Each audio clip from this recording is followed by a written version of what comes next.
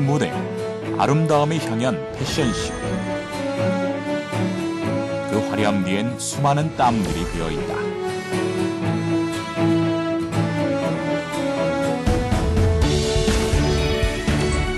우리나라 패션의 선구자들이 일궈온 미의 역사. 시대별 미의 변천사를 통해 우리나라 미의 기준은 어떻게 바뀌었으며 아름다움을 추구해온 100여 년의 역사를 되짚어본다.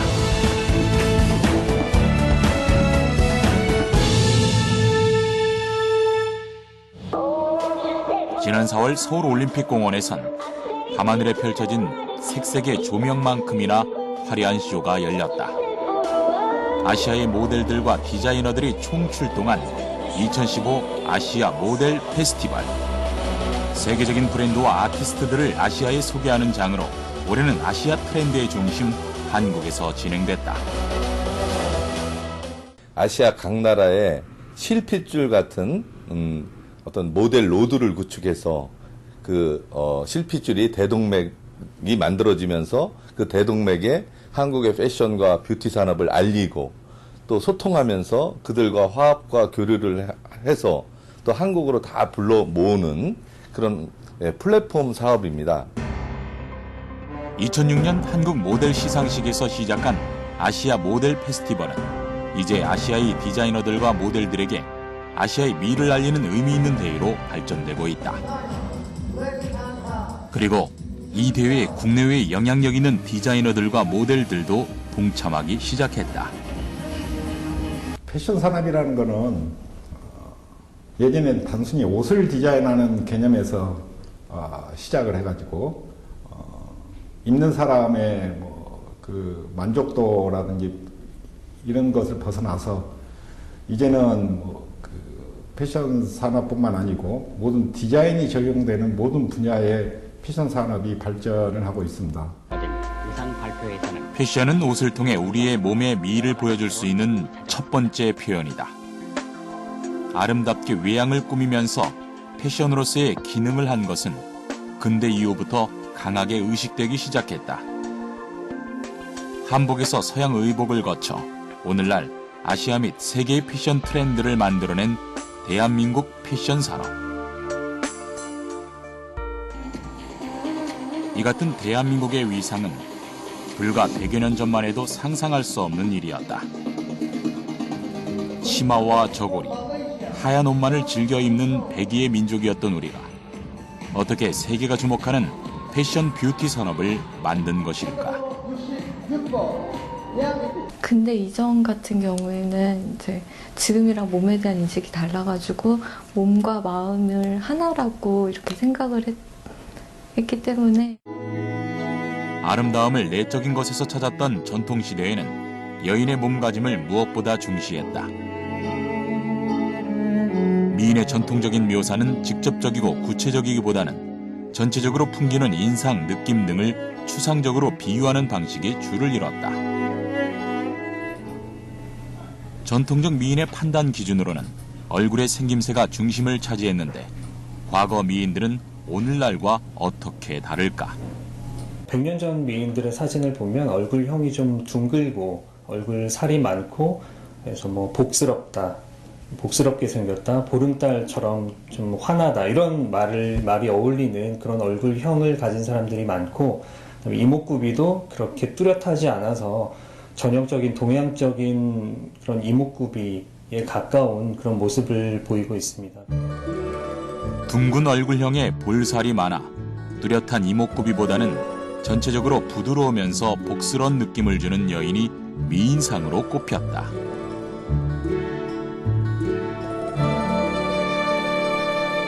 어찌 보면 현대 미인이라고 일컬어지는 그런 사람들과 비교해 보면은 좀 차이가 있는 게 사실이고, 사실 요즘 사람이 보면 그런 사진이나 그림을 봤을 때 이런 얼굴이 어떻게 미인인가 하는 생각이 들 정도로 좀 오늘날의 미인상과는 차이가 있습니다. 근대 이전 가부장적 사회인 우리나라에선 여성들의 미에 대한 관심은 제한적일 수밖에 없었다. 이러한 상황은 19세기 말 개항과 함께 변하기 시작했다. 서양의 신문물이 들어오고 외국인들의 출입이 시작되면서 서구식 외양을 따라하기 시작했는데 이 변화의 시작은 남성들에게 먼저 나타났다. 1880년대 초에 그 신사유람단이라고 해서 김옥균이라든지 윤치호 이런 분들이 일본으로 신사유람단을 떠납니다. 그래서 야, 우리도 이 서구 문명을 받아들여야 되겠구나라고 해서 그분들이 이제 개량 복장을 입기 시작을 했죠. 서구 문물을 적극 받아들이려 했던 정치인이나 지도자들은 가장 먼저 그들의 의생활을 바꿔나갔다. 19세기 말 20세기 초에는 양복을 입고 상투를 자르고 서양 모자를 착용한 사람들을 거리에서 쉽게 볼 수 있었다. 남성의 양장 같은 경우에는 이제 국가에서 제도적으로 강압적으로 뭐 단발령이라든가 관복에서부터 양장이 시작됐다고 하면은 그때는 그래도 난전여비 그랬지 않습니까? 남자들이 돈을 많이 썼었습니다. 남자들이 양복도 입고 집적 해 입고. 신문물을 가장 빠르게 흡수한 곳은 역시 서울이었다. 한복 대신 양복을 입는 사람들이 늘어났는데 특히 일본인들이 거주했던 남촌, 지금의 충무로와 명동에서 두드러졌다. 양복을 입는 사람들이 많아지면서 이 지역을 중심으로 맞춤 양복점 상권이 형성됐는데 그 명맥은 오늘날까지 이어지고 있다. 과거 충무로와 명동 일대를 꽉 채웠던 양복점과 양장점들은 이제 거의 자취를 감추었지만 수십 년 동안 여전히 자리를 지키며 전통을 이어오고 있는 곳들도 있다. 처음에는 일본에서 양복 문화가 들어왔어요. 제일 먼저 가차원 나라니까 양복이 들어와서 그 사람들이 이제 인력거 타고 다녔었잖아요. 옛날에 그 일본 정치 때는 인력거를 타고 다녀서 그 인력거 타고 다니는 그 신사들이 양복을 해 입고 또 그 양복 기술자들도요. 그때는 진짜 그 시기가 좋아서 양복을 해 입으면 수입이 많이 났을 거 아닙니까? 정말 그런 사람 못지않게 대우도 받았어요. 과거 명성을 떨치던 명동 일대의 양복점들. 이곳에서 옷을 사기 위해 가장 먼저 했던 일은 나에게 꼭 맞는 옷을 위해 몸의 치수를 재는 것이었다. 고급 맞춤복, 오늘날 이제 패션 전문 용어로 이제 오테쿠트루라고 이제 그렇게 표현을 하지요. 당연히 나 하나만을 위한 특수 맞춤복이에요. 몸에 꼭 맞는 옷만큼 편안한 것이 있을까? 세상에 하나밖에 없는 몸에 딱 맞는 옷을 만들기 위해선 원단과 디자인을 정한 후 정확한 신체 사이즈의 측정이 이루어져야 한다. 이후 이 치수에 맞춰 먼저 옷감이 아닌 종이에 본을 뜬 뒤 이에 맞게 옷감을 자른다.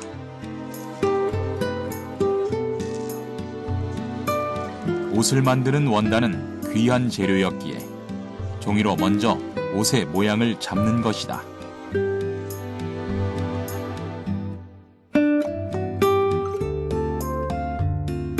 이 자른 옷감으로 듬성듬성 시침질을 하는데 이는 옷을 제대로 완성하기 전 고객의 몸에 맞는지를 확인하기 위해서다.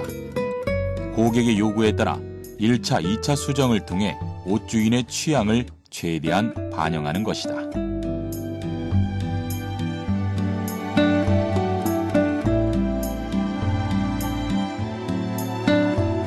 가봉까지 완료되면 시침질한 것을 뜯어내고 한 땀 한 땀 손바느질을 하는 공정에 들어간다.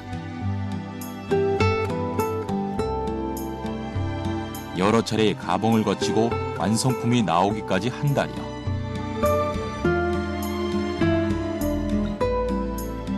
그 시간 동안 재단사는 자신의 이름과 명예를 걸고 양복을 완성시키는 것이다.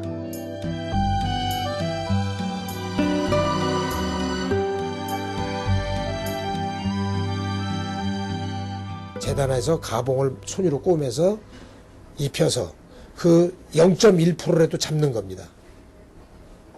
잡아서 그 다음에 그걸 다시 또 뜯어서 수정을 합니다.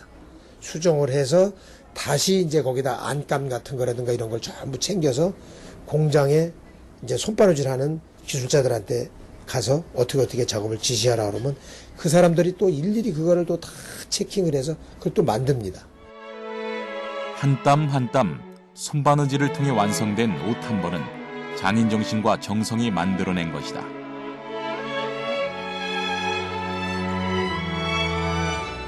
기성복들에 밀려 업계가 어려운 상황에서도 탄탄한 기술과 높은 품질을 바탕으로 기성복과 차별화된 옷을 만들어내며 수십 년간 자리를 지켜온 이들.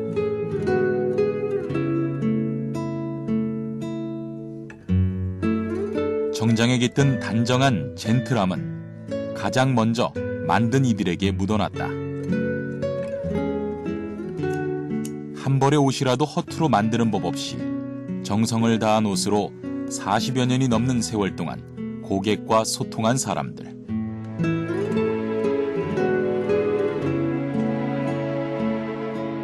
완성된 양복뿐 아니라 재단과 박음질, 모든 과정에 그들의 노력과 긍지가 묻어 있다.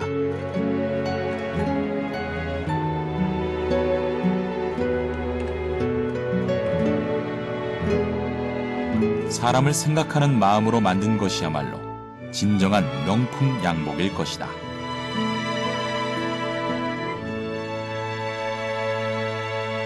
손바느질하는 과정이 참 어렵습니다. 이게 하나의 작품이 나오는 거거든요. 개인의 작품. 이게 그냥 쉽게 나오는 거 아닙니다. 나만을 위한 옷을 만들었기 때문에 더욱더 멋쟁이뿐만 아니라 경제력이 뛰어나신 분들, 그런 분들이 또 많이 모였겠죠. 흰옷과 집신으로 대변되는 의생활 속에서 지도층 사람들이 하나둘씩 양복을 입기 시작했다.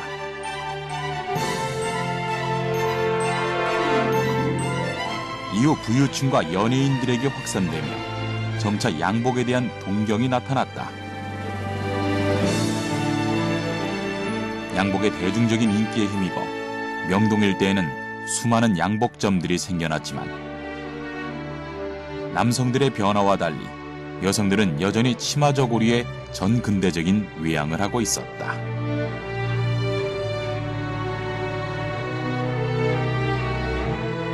내면의 미덕 이런 걸 갖춘 여성을 미인으로 보기도 했고요. 또 아들 낳는 여성을 또 미인으로 보기도 했고, 그러면서 이제 외양에 대해서는 외모나 이런 거에 대해서 명확한 기준이 없었다고 하면은 이제 개항 이후에 서구적인 가치관과 미의식 이런 것들이 들어오면서 이제 미에 대한 기준도 서구에 맞춰가지고 변화를 하기 시작합니다. 1920, 30년대 헐리우드 스타였던 그레타 가르보는 우리나라 남녀 모두에게 인기를 끌며 서구적인 외양에 대한 동경을 갖게 했다. 특히 젊은 여성들에겐 서양 여성처럼 아름다워지고 싶다는 욕망을 불러일으켰는데 이는 신여성들에게 두드러지게 나타났다. 신여성 그러면은요, 기존의 그 사회적인 그런 관념이나 통념 이런 데서 좀 벗어나고자 노력하는 그 신여성들을 얘기를 하는 거예요. 그러다 보니까 어떻게 보면은 이제 이 고등교육을 좀 받았겠죠. 외양 같은 경우에도 이제 여학생의 의복 있잖아요. 그 개량 한복이라고 하는데, 이렇게 약간 짧아진 치마와 약간 길어진 저고리 이런 것들로 또 다른 그 기생들이라든가 이런 여성들과 차별화를 뒀다고 볼 수 있습니다. 근대 이후에 시작된 서구적인 교육은 여학생들에게 서양의 여성상에 대해 알 수 있는 계기가 되었다.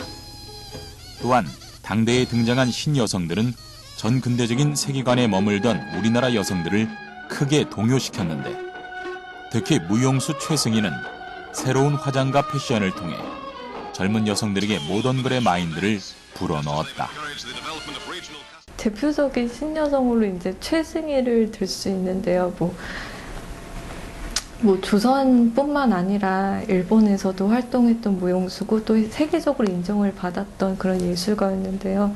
또 그런 예술가로서의 모습뿐만 아니라 그런 단발이라든가 뭐 화려한 무용복, 뭐 이런 양장 같은 것들을 통해서 하나의 시대적 뭐 문화적 아이콘으로 이렇게 그 인정을 받았던 여성이었고요. 문화적인 것에서만 신여성이 아니라 이 패션에 있어서도 리더 역할을 한 신여성이라고 할 수 있겠죠. 1920년대 신식 교육을 받은 신여성들의 출현은 당대 여성들에게도 영향을 주며 서양식 의복이 퍼져나가기 시작했다. 최승희뿐 아니라 영화 배우들을 통해서도 새로운 여성상이 제시되면서 패션을 통해 변화하는 여성들의 움직임이 일어났다. 근대 패션의 리더로서의 역할과 함께 신여성을 통해 여성이 사회로 진출할 수 있는 기폭제가 되었는데 당시 일반 여성들의 사회 진출은 상상하기 어려운 일이었다. 여성은 집안에서 육아와 그 살림을 담당을 했고 남성들이 앞으로 나아가서 그 당시나 지금도 그렇죠. 바깥일이라고 그러죠. 그렇기 때문에 당연히 남성의 활동 범주가 훨씬 더 넓었잖아요. 요즘에는 여자들이 허락을 받아야 양복해 입습니다. 그러니까 그만큼 남자의 권위가 떨어졌는데 그때만 해도 남자들이 이제 이렇게 양복을 해 입고 나면 양장도 이렇게 해주고. 근데 결혼식 하게 되면 주로 양복 정장을 입고 양복 이제 예식을 하고 그랬죠. 신여성의 등장에도 일반 여성들의 서양식 의복은 쉽게 보편화되지 않았다. 당시 결혼식을 살펴봐도 남자는 대부분 양복을 착용한 반면 여성은 드레스 대신 흰색 한복에 면사포를 두른 모습을 하고 있다.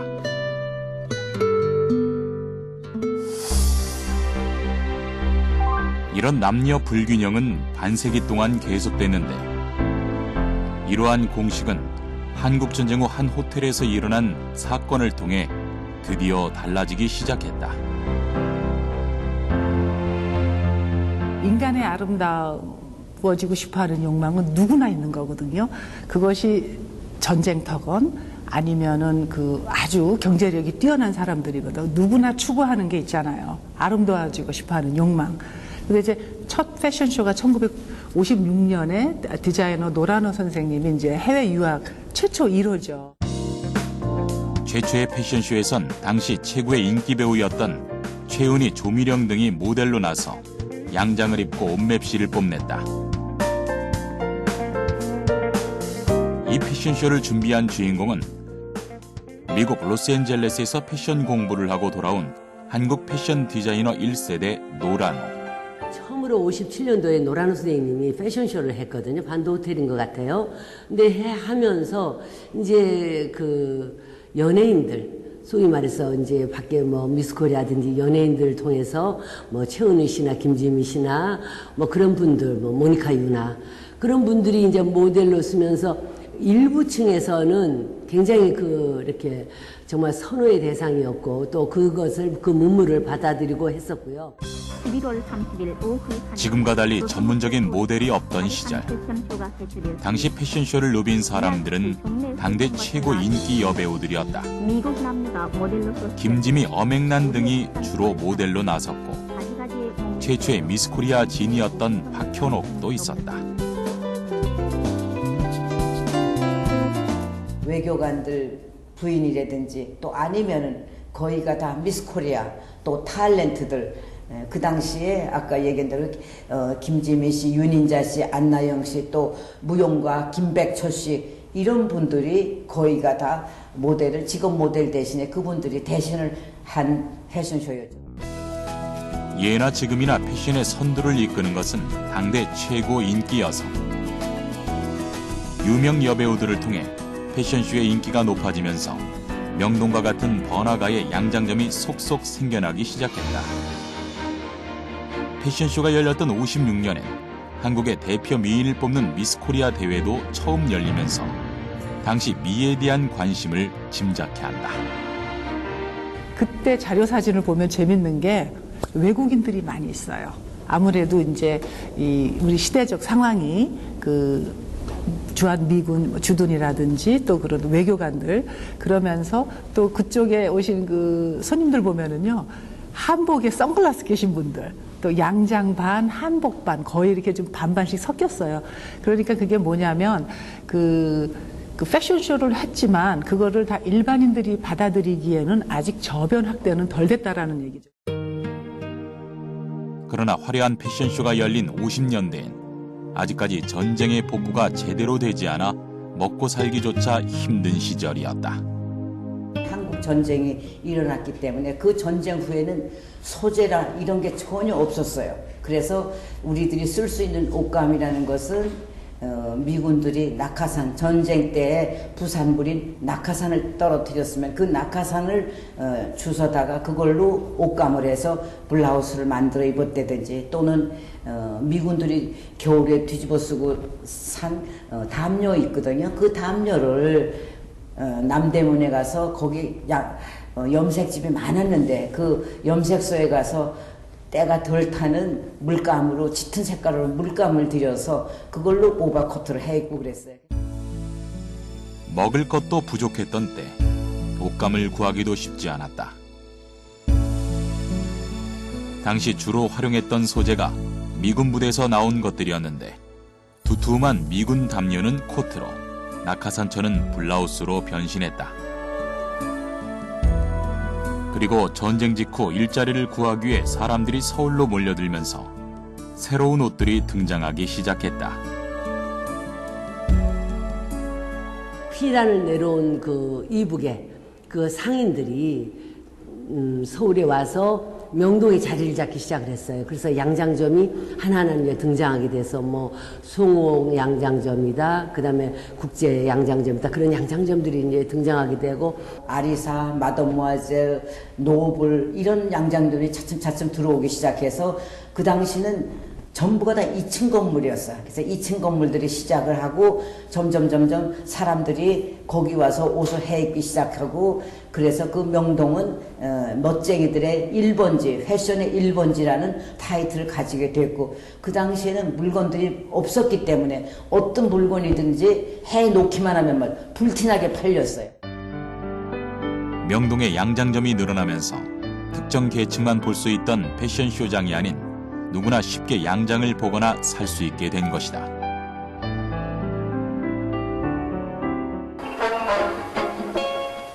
서구화된 패션은 의복뿐 아니라 여성의 삶에 많은 변화를 주었다. 50년대 나온 영화 자유부인은 당시 볼 수 없었던 새로운 여성상을 보여주었다. 같이 홀에 가요? 네. 자유부인. 압축이 되지 않아요? 그 어느 시대를 막론하고 그 일탈에서 벗어나고 싶어하는 그 욕망은 다 있는 것 같아요.